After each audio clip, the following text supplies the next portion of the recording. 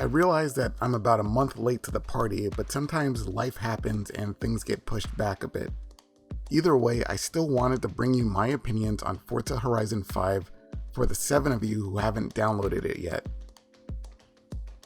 First, it should be said that Forza Horizon 4 is an amazing achievement. The introduction of seasons and the nearly endless amount of things to do, combined with the constant additions to keep things fresh, make that game a true triumph. However, Forza Horizon 5 is more than a few steps above the previous game. With the biggest open world map set in Mexico and hundreds of cars ready to drive out of the box, I can't help but think perhaps this is the game that Playground Games has always wanted to make but couldn't until now. Forza Horizon 5 seems to learn some lessons from Horizon 4. As usual, the heart of the game is the Horizon Festival that gradually spreads across the map over time. However, while I praised Forza Horizon 4 with its endless events for players to take on, it was also a bit of a weak point as that could be overwhelming at times. The festival playlist went a long way in providing some structure for those looking for it, and Forza Horizon 5 streamlines that even more with the Horizon Adventure, which breaks up the map into expeditions. These expeditions are a great way to push that loose narrative, along with providing players a great way to go on a tour of the entire Mexico map. Speaking of, Mexico is a great choice for a Horizon game. Sure, some fans were clamoring for Japan to be the location, especially after that supposed leak. But Mexico has so much to offer in the way of environments, from deserts to jungles to beach towns and cities with caverns. But I can't speak to the authenticity other than to say that the developers have said they took it very seriously and made sure to have representation within the team and consultants working with them to ensure they did the country justice. What I can say is that the locales look amazing and lend themselves well to a living automotive playground built for exploration.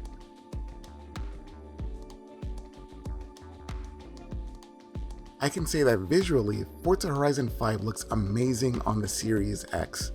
The ability to run the game in performance mode, which is in 4K resolution while keeping the frame rate at 60, is a delight and can't be understated. However, there are some slight trade-offs to make that happen. Some of the details get knocked down a bit, and I did notice some texture pop in. For those who want the visuals to be at their best, a quality mode is available, though that knocks the frame rate down to 30 frames per second, but still looks very, very impressive. The detail that comes through in quality mode is close to photoreal in some instances. Driving through the desert and doing smoky burnouts demonstrate how much the particle and lighting systems have been improved. There is ray tracing, but only in Forza Vista mode. It would have been nice to see ray tracing expand the gameplay, but that might be asking for too much too soon. However, if I'm being honest, I've spent more time in the performance mode than quality mode, since the higher frame rate still looks really good and feels more responsive. One thing I would have liked to see on the Series X is the ability to knock down the resolution to 1440 or 1080p to provide a 120 frames per second experience. That certainly isn't necessary, but it would have been a great additional next-gen feature. It should also be noted that Playground Games went the extra mile, no pun intended, to improve the audio of Forza Horizon 5, specifically engine sounds, which were a point of criticism in Forza Horizon 4.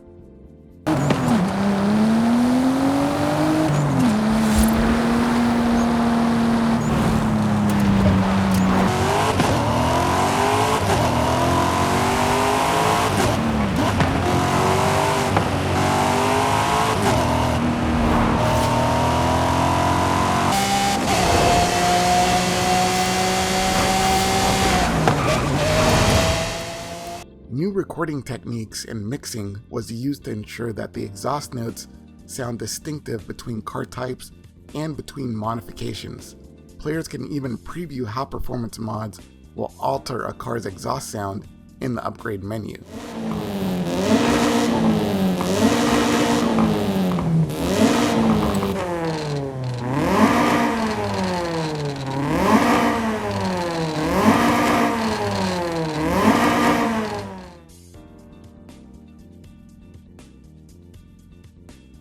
Speaking of upgrades, the team at Playground Games made some balances to the visual upgrades available.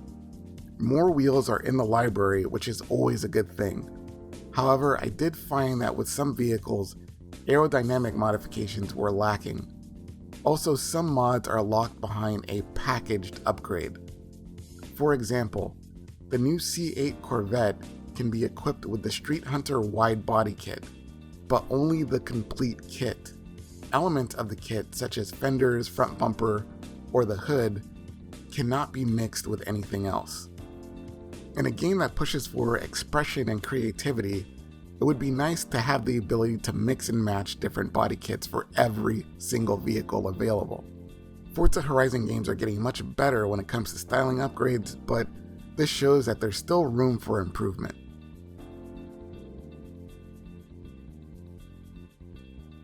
When it comes to handling and physics, Forza Horizon 5 doesn't feel drastically better or worse than Horizon 4. I've been playing Horizon 5 exclusively with a controller and default settings to get a sense of where the developers think the baseline is for control pad players.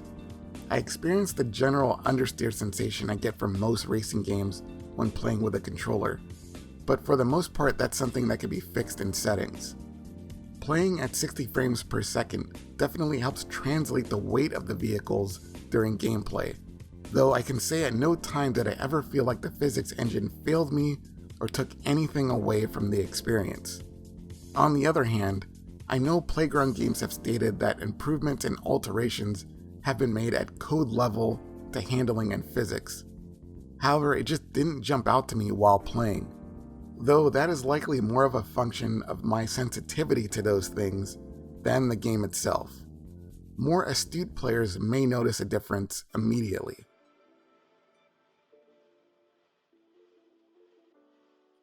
One of the biggest elements of any Forza Horizon game is its multiplayer experience. Unfortunately, that's the area where Forza Horizon 5 suffers the most. The ability to jump into multiplayer events is much easier than before, and with the new event lab, there will be a never-ending flow of user-generated content to keep things fresh. There has also been improvements to the Battle Royale style Eliminator mode, which is my favorite multiplayer event in Forza Horizon. Now the announcer says when new car drops are happening, and they are visually much easier to find, which was my biggest problem with the Eliminator mode in Forza Horizon 4. Though I should say, despite car drops being easier to locate, it was rare that a drop car was better than the one I already had.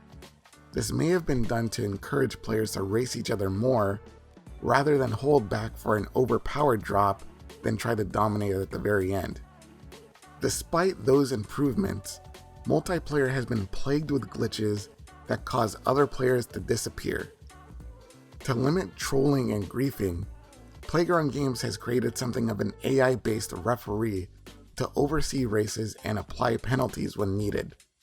Though in my experience, that system made some moves that I think unfairly punished me. For instance, during an online race, I messed up a turn and hit a wall. Yet after that, the AI purposely slowed me down for several seconds because I hit a wall.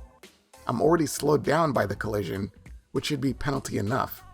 Why punish me again by slowing down my car? I even had an instance in which another player drove me into the wall, which then caused me to get a penalty slowdown for, you guessed it, hitting the wall. I'm not sure how that makes sense, and it just made an already annoying situation worse.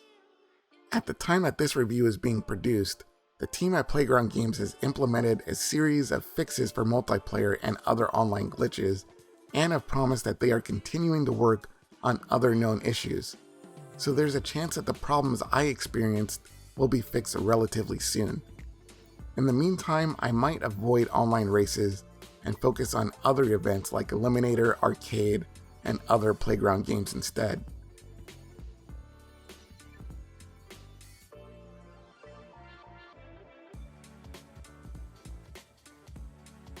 Incredible visuals on new hardware. Massive map with a variety of terrains and environments to explore. An expansive car list with current vehicles and returning favorites. A great single-player experience.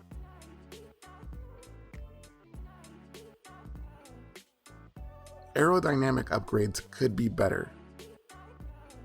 Multiplayer still has some glitches that need to be addressed. Forza Horizon 5 is not a perfect driving game, but it comes very close. Sure, there are some issues with multiplayer and upgrades could be better. However, there is so much more to this game than that. Forza Horizon 5's stunning visuals, massive map, expansive car list, and potential for endless community-generated content make it well worth the investment. As a bonus, the game is part of Xbox Game Pass service, so if you're already subscribed to that, then Forza Horizon 5 is just a download away. I have no problem giving my highest recommendation to Forza Horizon 5.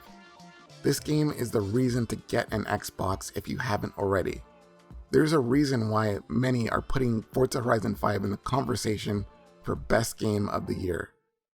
Forza Horizon 5 was provided to me by Microsoft for the purposes of this review. Microsoft also provided an Xbox Series X console. However, the opinions shared here are my own. Neither Microsoft, Playground Games, or Turn 10 Studios were given editorial input or access to this video before publishing, or will be given access to this video after publishing. To borrow a line from Mr. Mobile, they're seeing it for the first time right alongside you. I hope that you enjoyed this review even if it was pretty late. If it was any help to you, please click the like button as that helps out a lot. If you want to see more videos like this, subscribe to the channel and make sure you hit the notification bell so you know when new videos go live. Thanks for watching.